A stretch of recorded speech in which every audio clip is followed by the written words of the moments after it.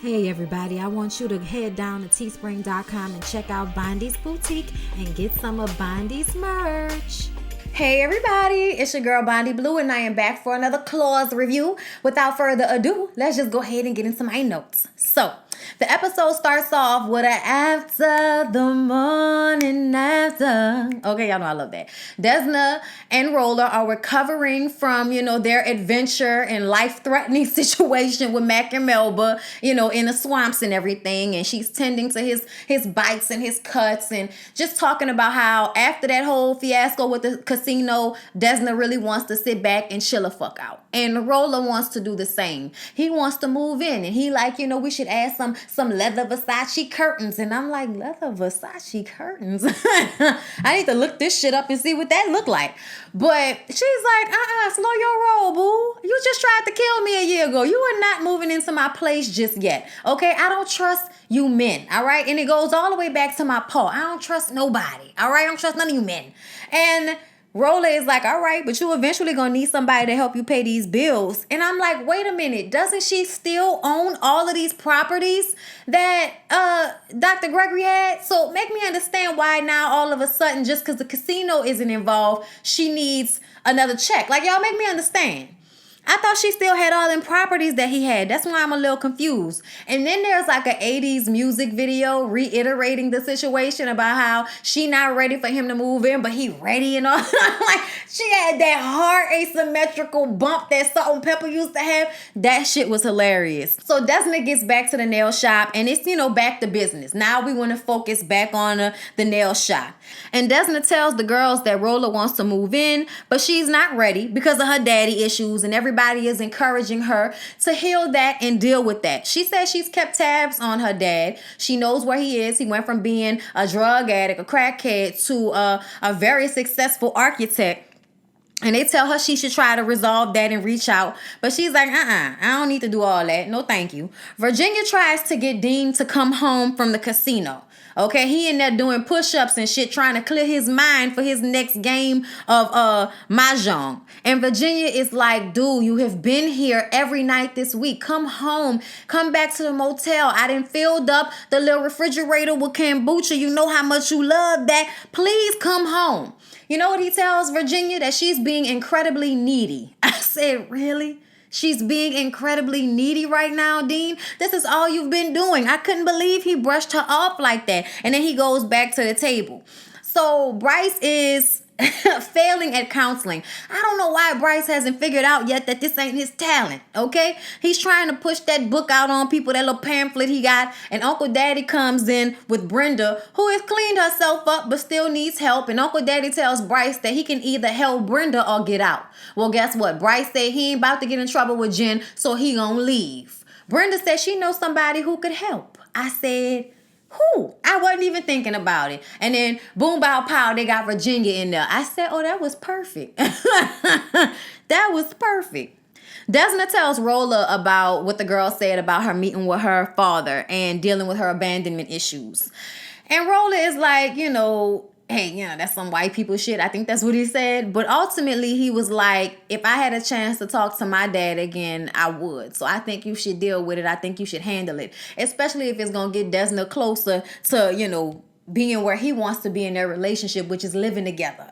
Polly and Joe the GM are still having fun extorting folks together. So they were in on that plan last episode when Joe must have gave Polly the information to find the cabin where Desna and Roller had gotten stuck out in the swamps. So they actually are in cahoots together, unbeknownst to Desna and Mac and Melba. They also don't know that they out here extorting people and about to have sex. And Polly says, for him to pull his dick out. And he says, hold up, I still don't know the real you. And Polly is like, you don't want to know the real me. He's like, nah, for real, Polly.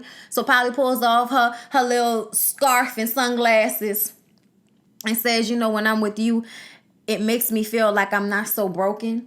And that scares the hell out of me. And then he pulls out a diamond necklace that he got for her and says he's falling for her. And then they fucking on the desk, y'all. Desna goes looking for her dad at a construction site. And y'all, her dad is one of my favorite actors ever in life. I absolutely adore Glenn Turman. Like ever since Cooley High. From Cooley High all the way to Queen Sugar, and now this role as Desna and Dean's father, Calvin. I love him.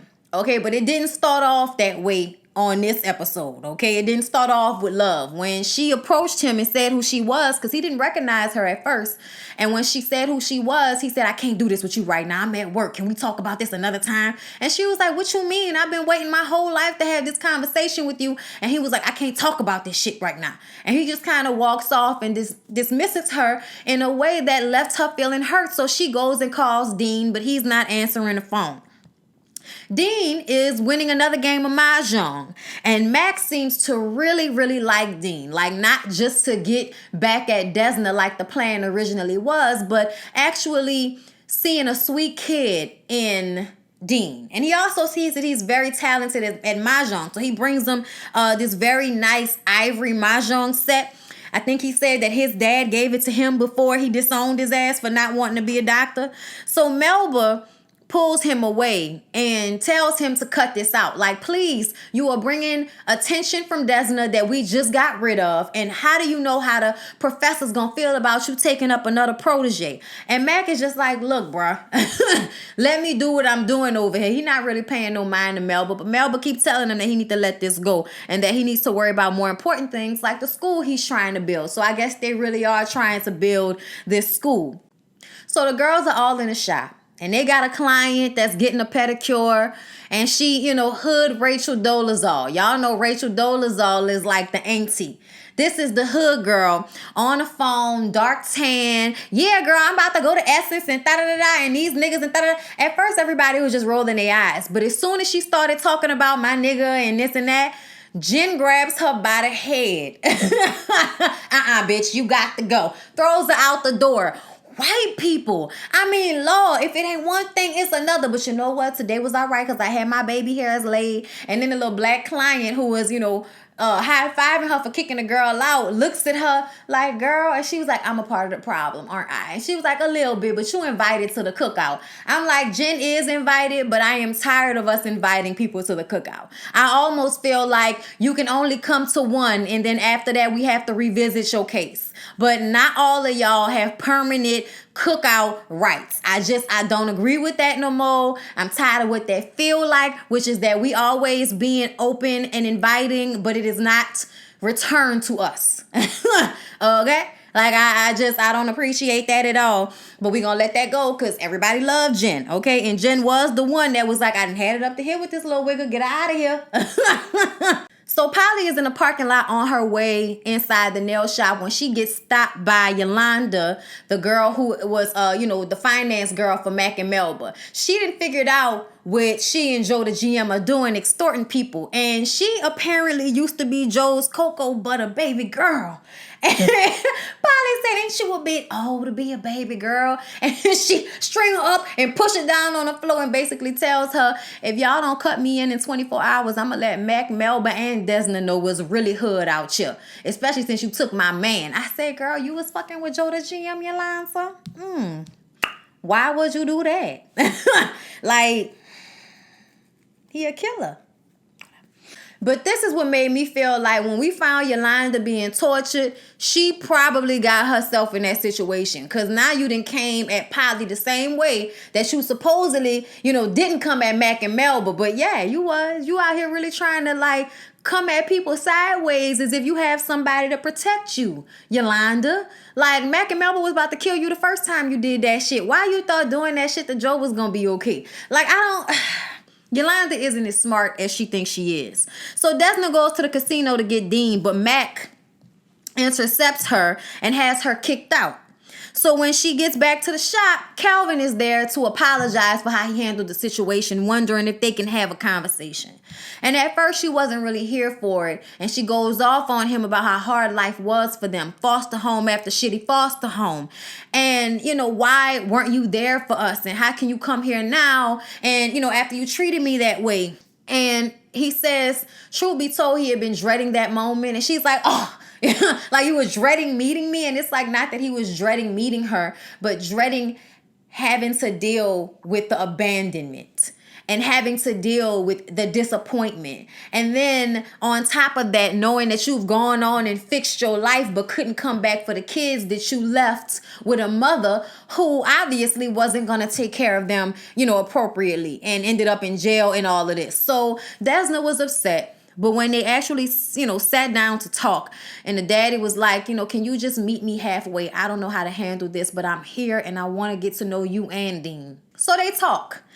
And the daddy explains his drug use as well, and how he wasn't qualified to be a parent either. And if they would have been with him, it might not have even been a better situation. But he got remarried a couple of times, never had any more children.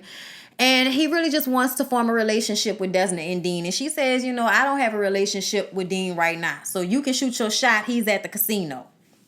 So Clark, I keep wanting to call the man Clark. So Calvin is going to go and talk to Dean at the casino. Polly tells Joe, the GM, about Yolanda's threat. And he tells her that Yolanda is harmless. Don't worry about it. And of course, she has to mention the relationship. And he says, that's in the past. Don't worry about it. She's harmless. I said, Joe, the GM, gives me the heebie-jeebies. I'm going to just tell y'all that right now. Virginia is over at the Uncle Daddy clinic counseling the dope fiends. And y'all know that she was going to be really good at this. She done got that woman eye and all of this, and now she got her third eye, and she is healing everybody. Uncle Daddy thanks Brenda for her help, and he doesn't realize how he didn't even think of this because she helped him.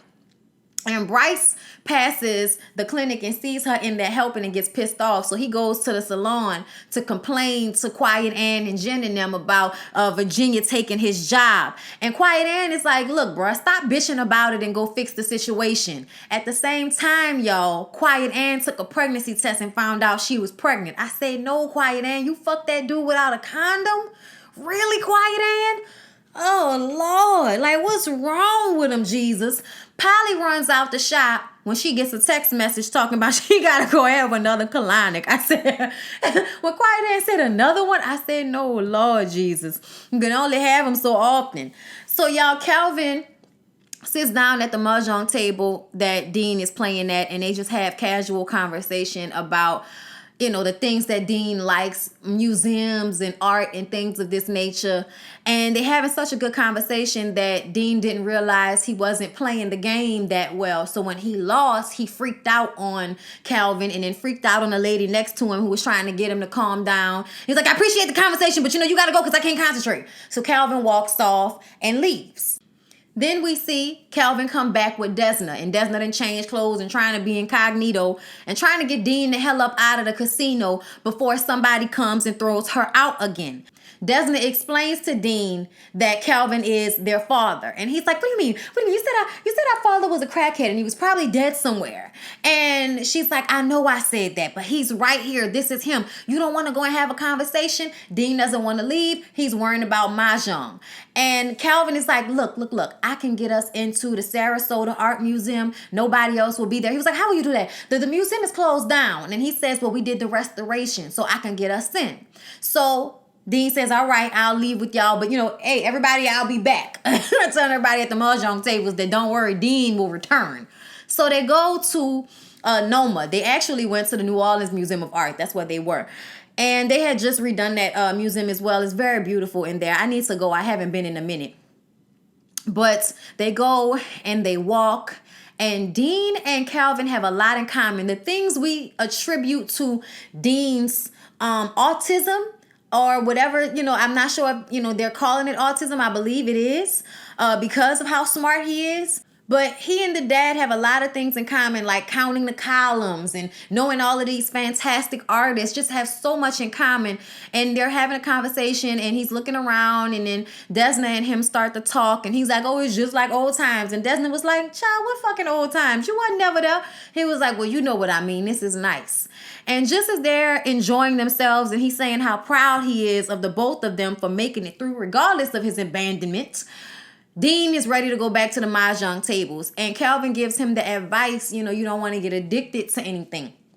And he was like, I'm not smoking crack, Calvin. I'm like, Oh my God. Desna tells him that he needs to stop. And then Kelvin invites them to an event they're having at the museum that night. And they say they'll think about it. So Desna gets home and, tells Rolla how everything went with Kelvin and that it actually worked out. And Rolla should go ahead and move his ass in and help pay some of these bills, since she realized that people can change, because she thought that no one could change after her relationship with her dad and him being on drugs. But now seeing him turn his life around the way he has, it makes her feel like she can have something with Rolla because he can turn his life around. So y'all, Mac rolls up on Calvin at work and offers him money to stay away from Dean. Kind of yanks on his suit. But the look on his face went from disbelief to anger, and then it seemed like fear, and then it cut off. So we didn't know what Calvin had said to Mac when he offered him the money to stay away from Dean. Polly goes over to Yolanda's to give her the money that they promised her. And y'all, when she was walking through her house and they was playing that music, I said, why does this feel like Girl Interrupted? Somebody's hanging in this house.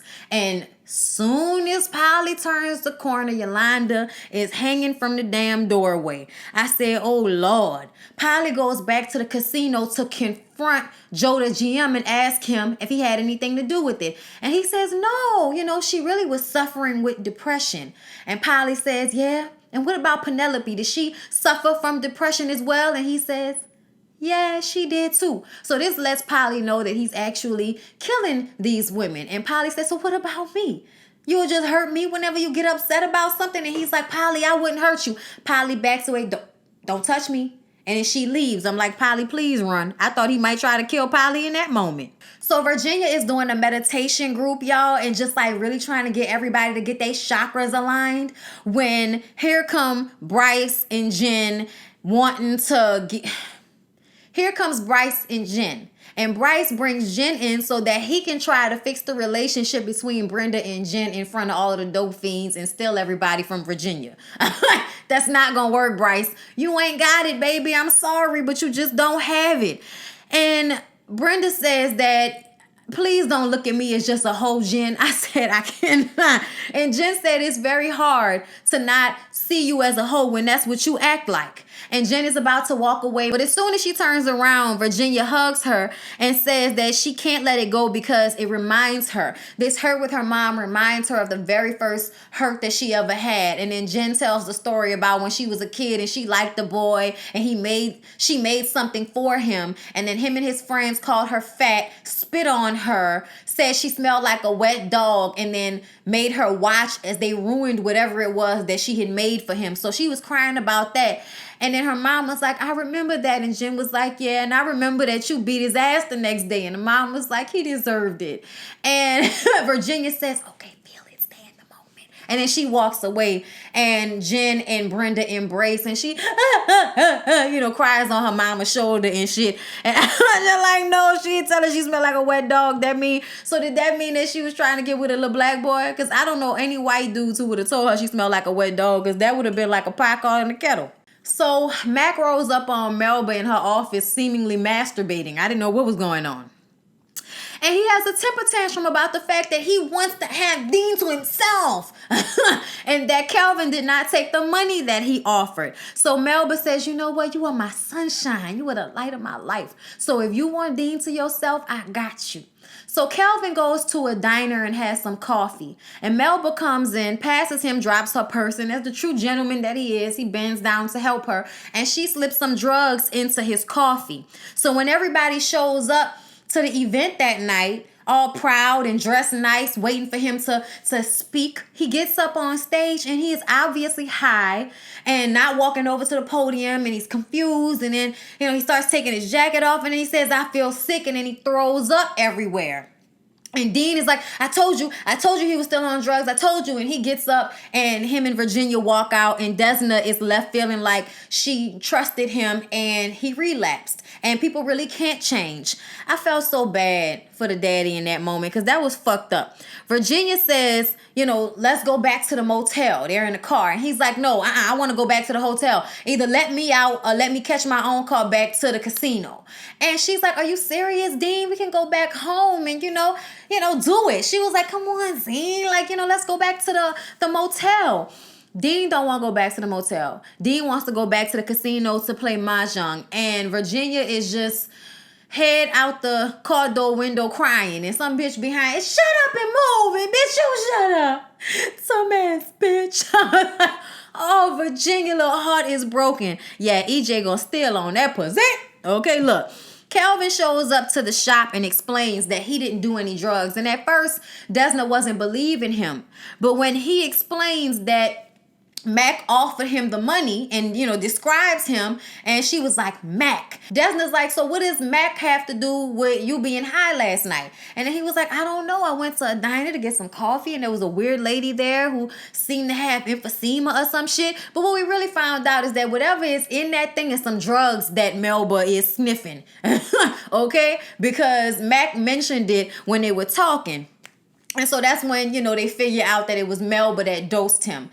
And Desna apologizes to Calvin and says that none of this is his fault and she's so sorry she got him caught in this. And Calvin is like, what the hell are you involved in, Desna? I'm like, oh shit, they gonna run the daddy away. But then I was like, dude, you was a crackhead. You better not run. Desna calls Dean and tries to explain what happened with Calvin, but he's not hearing it. He's like, Mac is a better father to me than Calvin has ever been, ever. And then he hangs up on Desna and, goes to play more mahjong. And Desna grabs her gun and says that she about to go over there and handle this shit because they didn't play with her too much. And Rhoda like, so what you gonna roll over there? Guns are blazing like they ain't got mass security and shit. And she was like, watch me. I said, Desna, I'm gonna need for you to start having better plans when you trying to roll up on people, because you only end up getting yourself put in a fucking cabin with a moat around it next time. Okay? Like, I really need for her to think when she decides to go for people. So often, she's just going based off of emotion, and I feel like